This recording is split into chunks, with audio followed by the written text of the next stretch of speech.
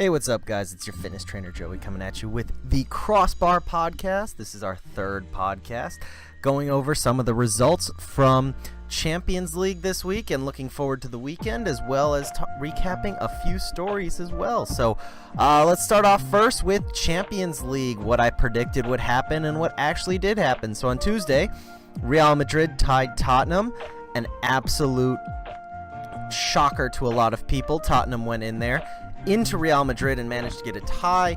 Hugo Lloris definitely stood on his head, keeping Tottenham into the game enough to take a point from the reigning European champions. A lot of Tottenham players on there certainly did give themselves a good name, including the likes of Harry Kane, who had one of his shots saved by Keylor Navas. Rafael Varane's own goal early on was equalized by Cristiano Ronaldo, who has been struggling as of the start of the season. Definitely not Ballon d'Or contention right there, but we predicted Real Madrid would win. We had no idea that Hugo Lloris was going to stand on his head. Real Madrid's problems, not only in the league, being 5 points behind Barcelona right now, continue and spill into Champions League, where they were expected to be favorites and run away for a third one around. Also, as it happened, Maribor, whatever you want to call them, decided to drop 7 to Liverpool. We knew Liverpool would win. We figured they had a great attack that Maribor couldn't contain, but we did not expect 7 from there. Great job from Liverpool. We got that one right. We also got the Man City one against Napoli, top of the tables in both Italy and England. Man City managed to pull off a 2-1 win. I expect a much closer game once this flipped fixture next week goes to Italy. Napoli will certainly put up a much bigger fight, so should be interesting there. We mispredicted the Sevilla Spartak Moscow, if I remember correctly. You can obviously go and check some things there, but we did expect a tie. Sevilla were still in the top 4 in Spain, were top 2 until the weekend. We didn't expect them to do great, but we expected them to at least come out with a tie. Certainly against a Russian team like that, but apparently, the Russian team is a lot better than most people predicted. We also got the Shakhtar Donetsk Feyenoord score wrong here. We expected a tie there since it was being played in Holland. We expected them to at least put up a fight and get a tie before the return leg to Ukraine. Obviously, that did not happen. We did, however, get the Dortmund-Apoel game correct. Apoel are a very difficult team to play at home. Dortmund have been doing pretty well in the Champions League, but with a poor result against a tough opponent on the weekend at home and then traveling on the road, we figured it would be around a tie. We also got Red Bull Leipzig playing at home to Porto, a win there. Porto have been struggling a little bit in the Portuguese league. Red Bull Leipzig coming off a huge win over Dortmund, playing at home in front of their own fans. I figured they would have a solid game there. They got the win. And then the final one from Tuesday, the 17th, was Beşiktaş surprising me and I think a few others in beating Monaco. Turkey do have a couple of solid teams, but I didn't figure Beşiktaş would be one of them, and I figured Monaco at home would be looking to avenge their loss on the weekend. Jumping over to Wednesday, Karabag, hosting Atletico Madrid, managed to pull out a tie, something I did not see happening at all.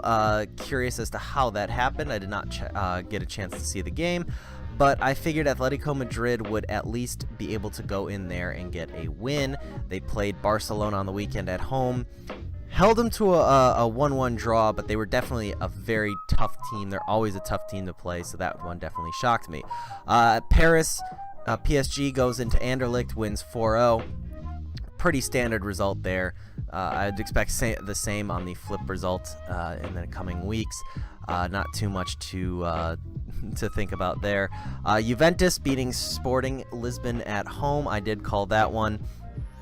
Definitely a struggling team there with Sporting and Juventus, but Juventus being at home definitely had the advantage. Manchester United coming out a 1-0 victors over Benfica at home. I figured Benfica have been struggling, but at home they should have been looking to get a point if they were looking to make second or even third place and get Europa League, but it looks like that might have shut the door. I don't expect them to take a win at all. traveling to Old Trafford and trying to get some points there, and then it just leaves the final 2 games where they could perhaps pick up 6 points, but likely not. Next game, we have Barcelona against Olympiacos. Barcelona at home, doing very solidly in La Liga. This should have been a pretty easy one, and it was. Started off early, especially when you get that first goal, which Barcelona managed to get within 20 minutes.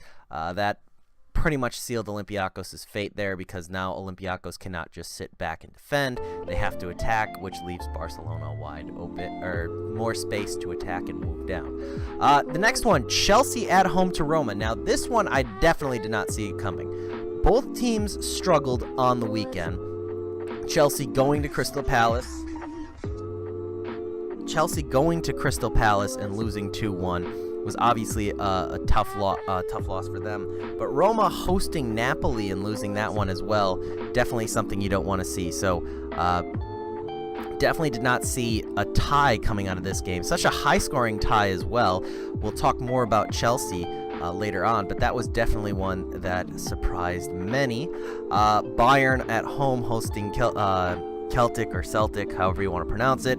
I called this one being a very big slaughter for Bayern. At home, you've got their legendary coach whose last game with Bayern before retirement was winning the treble, and now he's come back. The squad has hit hit the ground just running. They seem to have a quick understanding. He has some understanding of the team as well and what they all have together. Obviously, the Ancelotti era is kind of beyond them, and this was a pretty predictable result. Bayern beat Freiburg on the weekend. Granted, it was Freiburg and it wasn't a great tough test, but it also gave them a chance to have an easier test and kind of get used to the system before having a Champions League midway. And honestly, the Scottish champions are not as great as some people in England would have you believe, or some people in the United Kingdoms. They're not quite at the same level as what the other English teams are compared to the rest of Europe, even with a resurgence of your English-based teams in Europe. And then finally, we had FC Basel beating CSKA Moscow in Russia. I was predicting a tie on this one. I did not realize that Basel was going to be this good. I know they managed to beat, I think from the previous results, they managed to beat Benfica, but I did not see them doing this well. Their first game against United was a loss. They beat Benfica, who's been struggling, and CSKA Moscow actually also managed to beat Benfica pretty handily in the first weeks as well. So I did not see this game coming to how it did. CSKA Moscow was at Benfica and Basel hosted, so I figured this would be a much closer game, but seeing it as such a big result that it was, at least Basel getting a 2-0 on the road, definitely did not see that coming at all. So now jumping over to the Europa League, and these were the ones where I actually shined a little bit better. I was hitting at 50% for my predictions for Champions League, but I managed to get 6 out of my 10 here correct. So first one I had, Arsenal beating Red Star Belgrade. I had to pick Arsenal. Big Gunners fan, but I figured they would have something in there, and Giroud managed to break it through. We're putting out a lot of guys who don't get much time, trying to build them up, going into Serbia to play Red Star Belgrade and managing to come out with a 1-0 win. I did think it was possible, and they managed to prove me right, so that's some good news for me. I also saw Marseille beating Vitoria, managed to pull out a 2-1 win. Pretty standard there. I was wrong with Hertha Berlin traveling to Zorya. I figured Hertha Berlin would be able to tie the Ukrainian team in Ukraine, but obviously that didn't happen. The way Lazio, the other game I had was OGC Nice against Lazio. I figured Lazio hitting it very good in Italy. Italy's league has somewhat of a resurgence this year, and I expected them to do very well even in France. I didn't think Nice was going to have anywhere near the same kind of season. So I figured that one was a pretty solid pick there, and it was. Lyon traveling to Everton. Lyon had a huge win over Monaco on the weekend. Everton have been struggling immensely, and I figured this would be pretty good win for Lyon on this one. I think Everton have kind of closed the books on Europa League and just playing out these last few games and try and concentrate on getting out of the relegation battle that they are currently in, especially after spending so much money on players in the summer. Definitely something they have to work on.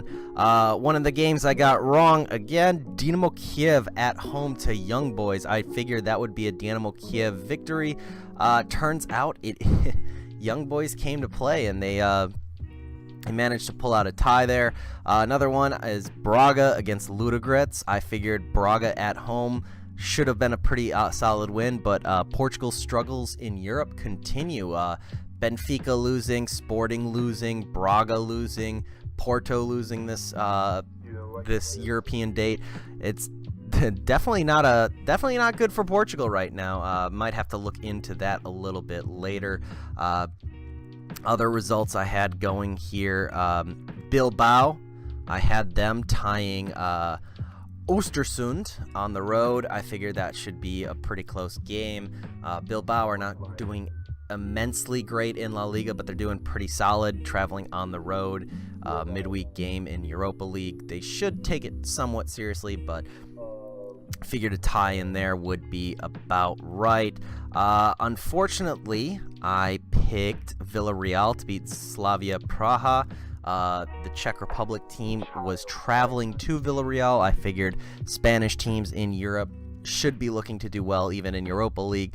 Did not realize that they would come out with a tie, so a little bit unfortunate on my part. I also looked at FC Copenhagen taking on Zlin in Zlin. Copenhagen were tied their first two Europa League results, and I figured a third tie was on the way, especially on the road, and I was able to pick that one correctly. So I went 6 out of 10 for my Europa League and 8 for 16 in Champions League, giving me 14 out of 26 games, which was a pretty impressive on that part. So if you took my picks there, and you just straight up bet them all the way through, you would have probably won some money with that. So definitely going to be doing this again next week. So if you think you can do better than 14 out of 26, you put your picks in. I have the Discord chat below. I also read the YouTube comments on the videos. Just make sure you get your predictions in. The Monday podcast will be up. Get your predictions then, and be ready for that. So, looking ahead to the weekend, we can do that in a sec. But first, I wanted to talk about one of the other things that was plaguing Chelsea and does seem to plague some teams in mostly England, and it affects them simply because of how their clubs are set up and how unrealistic some of their fans are. So, Chelsea, after I believe it was the 3-3 tie, Antonio Conte came out with the statement that Chelsea only have 11 players. And now this brings up a huge problem that I see with a lot of Premier League teams who are getting a lot of money, is they go out, they buy players, they want to buy proven players from other countries, and as a result of that, they're young players coming through their academies, which some of these teams have spent an immense amount of money producing, are left kind of just, what am I doing here? Why even bother trying to come through? Why am I trying to come through this academy if you're not going to even take a look at me, bring me up to the top of the first team, give me some chance to play? It's not only a problem for Chelsea and some other Premier League clubs that definitely try to attract the best talent, but it's a problem for England as a whole. When you have these guys who are doing well, they're doing very well. England have had some tremendous results from their youth teams over the past summer, and to be able to transition that from the youth team to the England national team, they need to have first team football experience, first team soccer experience, but they're not getting a chance to do that. And I feel like a lot of these players, I would agree with what Phil Neville said over the week. Is if I were these players, I would just leave the club. I wouldn't go out on loan. I would demand to leave. I would demand a transfer, go somewhere else. There's a lot of lower Premier League teams that would gladly snap these players up, and these players could come back and show, with some first team football experience, that we're as good as Chelsea players or better. I think this is a huge opportunity. If I was a mid-table team, a team like Southampton, a team like Newcastle, maybe Everton to an extent, especially with how low they've gotten, maybe Huddersfield, Stoke City, Leicester City, teams like that who aren't necessarily in a relegation battle, Burnley, Watford, maybe West Ham to an extent. Take a look at a couple of these other teams that could potentially go in and take something like that. Swansea, perhaps. Just go in there and, find these clubs, find these big clubs, because Manchester City are one of them. Chelsea are another one. With Mourinho at the helm at Manchester United, that's definitely going to be another thing as well. Those have great academies that are just producing players that are shut out from the first league. And if I'm some of these managers at other places, I'm looking at not only my youth team and seeing what I have there, but looking at these other youth places, because if you let them sit in those youth teams for long enough, then they don't fulfill their potential and they're no longer the amazing talent that they could potentially be. But if you get them at the right time and you find some of these players, you can make runs. You can make serious runs towards top of the Premier League, getting into Europe, and that becomes an attractive destination where you can potentially build up your youth teams. France, there's a really good example of what France was able to do with Monaco. Monaco started off as this huge buying club. They decided when they were in the second division, they went and bought a player from Argentina, Lucas Ocampos. They bought them from River Plate. He was a 17, 18-year-old winger who was playing for River Plate at the time. He was one of the next big things coming out of Argentina. They bought him up right away. They went into the top of France. They went to Portugal, and bought James Rodriguez. They went to Spain and bought Radamel Falcao. They bought a few other players, João Moutinho. They brought in a lot of this talent, and it simply did not work for them.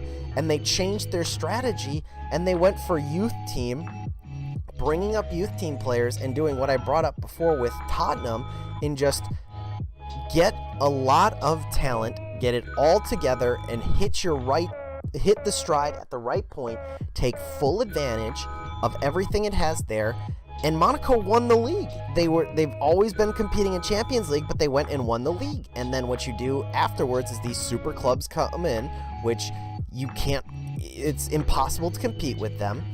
You sell your players, you get a huge amount of money, you reinvest it, and then you start to build up again with your youth team players. And that's something that a Leicester City, a Newcastle, a Southampton, that's what they can do. And if you do it right, and if you have the right investment, you can turn yourself into a potential super club.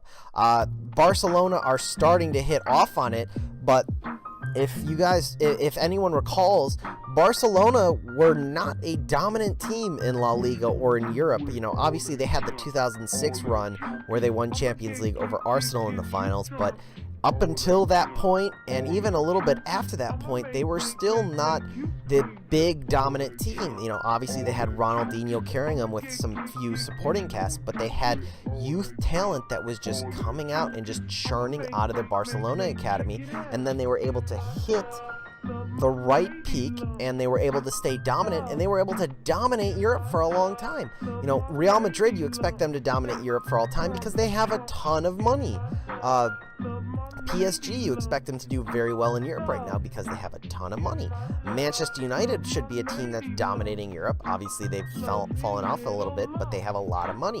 Manchester City and Chelsea should be dominating Europe because they have a lot of money. AC Milan and Inter Milan, when they were the financial powerhouses before they completely collapsed, they were dominating Europe because they have a ton of money. But, you have Atletico Madrid kind of popping in out of nowhere. Atletico Madrid were a team that went to Chelsea, or at home to a Chelsea side that weren't the best of the best, but they were, top 4, top 8, and they would host them, and they would pull a 2-2 draw on the last second goal, and that was considered a victory for them. And that was about 10 years ago. That was when Sergio Aguero was still suiting up in the red and white, and they used that, and they built players. They built a right team around it, and now they were, Champions League semifinalists 2 years now. They're definitely they were Champions League semifinalists for 2 years. They knocked Barcelona out. It's a team that was built the right way, and you can certainly do that. Arsenal, up until last year when they finally missed out on the Champions League, but they had a long time where they just kept being in the Champions League, and one of the reasons for that is they churned out youth talent. They brought youth talent out, and it benefited England a little bit as well. They went and they got Theo Walcott and Oxlade-Chamberlain from Southampton's academy, but that's still youth talent. They brought in Wilshere. They went to a 16-year-old Aaron Ramsey out of Wales, who was playing for, I believe it was Swansea at the time. I want to say Swansea. I'm not sure if it might have been Cardiff, but he had a really good FA Cup final. They brought him in, they developed him, and now he's a very good talent. And that's something that Wenger was able to do, is not necessarily English talent, but young talent in Europe. He was able to bring in and create them into a player. The famous story about how he went and watched the Barcelona youth team with Fabregas and Messi and a couple other of those players, and he brought back Fabregas and turned him into what was once a solid player. He's now kind of a shell of his former self, but that was still something he did. You can see they talk about the class of 92 for Manchester United. Those were all youth team players that came up, played through the youth system, and became a huge integral part of Manchester United's success. And now the big example is Tottenham right now, I would point to. You had Kyle Walker there, Danny Rose as the left back, you have Eric Dyer, you have Dele Alli, and you have Harry Kane up top. And those are all players that came through English youth team. Obviously Eric Dyer went to Sporting Lisbon for a year, but those were youth team talents that they believed in, and they pushed them together, and they brought them up, and now they're hitting their stride. Obviously it's going to probably break down. You had Kyle Walker sold this year. Harry Kane's probably going to be sold next year. I would also, if they have to sell Harry Kane, I would recommend they sell Dele Alli and a couple other guys as well. But that's something that, it would be foolish of places like Manchester City and Chelsea to just completely ignore all of their youth team after they sank so much money into it and let these players go elsewhere. And it's a chance for a lot of these mid-range teams to hit or miss. If you go out and you get some good players, but they turn out not to be top level, they're still probably going to keep you in mid-table, and it's a lot cheaper than going out and buying and spending a lot more money on another player than just developing players. But it's a problem as well, and I will have a men's national team, what needs to be done, coming out this weekend, so look forward to that. But in the meantime, I think that comment by Antonio Conte was terribly wrong. So looking forward to the weekend and some of the action here in EPL. As of recording this, it's probably already happened. West Ham hosting Brighton. Should be an interesting one. West Ham are struggling this year. Brighton are newcomers. Obviously, you guys have probably watched this and already know, but looking forward to Saturday in the English Premier League. Chelsea hosting Watford. So Chelsea have definitely their last two games, Champions League and at Crystal Palace, have been struggles, and Watford are definitely a hot team right now. They do better on the road than at home, so this should be an interesting one. I'm looking forward to maybe seeing a Watford win, a surprise win here and staying in the top four. You have Manchester City hosting Burnley. Burnley are doing well this year, but Manchester City just are hitting on all cylinders, firing like crazy. Napoli did nothing to slow that down midweek. I expect that to be a Man City win. Swansea hosting Leicester. Two clubs that aren't really hitting up to their full potential. This game could go either way. I couldn't really call it, and I'm not putting forth any bets on this one. Huddersfield hosting Manchester United. I think Manchester United claw out a 1-0 victory on the road, trying to still keep some pace with Manchester City. This is a top team, so Manchester United should try and get all 3 points while they still can. Newcastle hosting Crystal Palace. Crystal Palace definitely coming off of, it has to be their best weekend since they've been struggling every other week with losing every game and not scoring a single goal. But Newcastle are a solid mid-table team, and they're doing very well under Rafa Benitez's control. There is some news about Newcastle wanting to be sold, which gives all the more intrigue to what I talked about before with Robert Kraft from the New England Patriots looking to the option to own a Premier League team intrigues him. I don't think it'll affect Newcastle on the pitch, but off the pitch there might be some interest there. Certainly would love to see who the new owner of Newcastle will be and how they would go about approaching that. Stoke City hosting 19th place Bournemouth. I expect Stoke City to win this one, especially at home. Southampton hosting West Brom. Definitely another interesting game there. You never know with West Brom, but Southampton not doing great, but not struggling as well, so it should be interesting to see how that goes.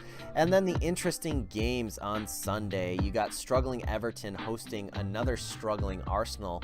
Arsenal lost on the road to Watford on the weekend, barely beat Belgrade in Belgrade, and now they're going to Everton, the third road game in a row for them, although Everton losing at home in the midweek to Lyon, and then struggling with a 1-1 draw last week. Definitely not what the amount of money they spent. It looks like selling Lukaku just certainly could not be replaced. But the biggest game of the weekend is Tottenham hosting Liverpool. Liverpool coming off a huge Champions League result. Obviously stifled by Manchester United at home last week, but another big game. I don't expect Tottenham to sit back, so this should be firing on all edges here. But you also have Tottenham, who had, I would argue, an equally good result, tying at Real Madrid. So expect this one to be good. Tottenham are in third place. Liverpool looking to make up some points. This should be a good game as well. Switching over to La Liga, we have no real big contests. Barcelona-Malaga used to be a great one until you realize that Malaga are literally in 20th place and Barcelona are hosting the game. Valencia-Sevilla could be a pretty interesting one. Valencia are 5th or 6th in the table. Sevilla are 4th, so that should be a pretty interesting battle from there. Other games of note: Real Madrid are hosting Eibar. Celta Vigo are hosting Atletico Madrid. Villarreal are at home for Las Palmas. Leganes is hosting Bilbao. Leganes is one of those surprise teams in La Liga right now. La Liga tends to produce one or two surprise teams that do pretty well in the season and then drop off. And then Real Sociedad against Espanyol could potentially be another one if you are interested in La Liga. The Ligue 1 fixtures, Saint Etienne is playing Montpellier right now as of recording this, so that result should be pretty much solid on there. Tomorrow you've got Monaco hosting Caen. They definitely need a win here, push themselves closer to PSG. You have Metz hosting Dijon, Nantes hosting Guingamp. I did not take French in high school, sorry. Bordeaux on the road. Those are some of the bigger teams that are doing decently well. And then Sunday, you have Nice hosting Strasbourg. Marseille is hosting PSG, definitely the big game of the week in France. And then Lyon on the road to Troyes. So Marseille, I believe, are in 3rd or 4th place right now, and PSG obviously at the top of the table with a 6-point gap. So PSG do have a little bit of breathing space, but obviously this is another potential title contender that they want to kind of bury and leave in their dust so that PSG can pretty much have the title wrapped up and concentrate on Champions League more. So this will be a huge step towards a lot of future plans for PSG. So I would expect them to come full strength. Turning our attention to Italy. Tomorrow, Sampdoria takes on Crotone. Not a big game, but the biggest one, Napoli hosting first place Napoli, I should add, hosting second place Inter Milan. Definitely a huge clash at the table. A tie does neither of them good, as it gives everyone below them a chance to catch up. Napoli could take a 5-point lead at the top of the table, or they could lose and Inter Milan can jump Napoli depending on the result. Obviously, with Napoli on 24 points, Inter Milan on 22, and third place Lazio on 19. This is a huge game this weekend and definitely an exciting one to watch in Italy. Sunday brings us some other action from the game. Lazio hosting Cagliari, Roma on the road to Torino, Juventus on the road to Udinese. And then you also have the likes of Milan hosting Genoa. So some interesting games there. Definitely not at the level of Napoli against Inter Milan, but some other exciting games if you want to turn on Italy. And then finally, we turn our attention to Germany and the Bundesliga. Schalke are currently playing Mainz. As of recording this, Schalke are up 1-0. I've last checked in at the 18th minute, so who knows how everything is going. Tomorrow, Red Bull Leipzig at home to Stuttgart. Bayern on the road to Hamburg. Hamburg have been struggling in Germany for a long time, which is a shame. They are one of the biggest clubs in Germany, and to be struggling like that, I expect Bayern to pretty much roll over them. Decently good game, Mönchengladbach and Bayer Leverkusen. Those two teams have always generally done pretty solid in Germany, never contending for the title, but contending for that final Champions League spot. Both teams have featured in Champions League in recent years, so that should be an interesting one. Dortmund on the road to Eintracht Frankfurt. Dortmund definitely need to get a result. They definitely need to get a win because Bayern are probably going to win as well. And then going to Sunday, Freiburg hosting Hertha Berlin in a pretty solid battle at the bottom.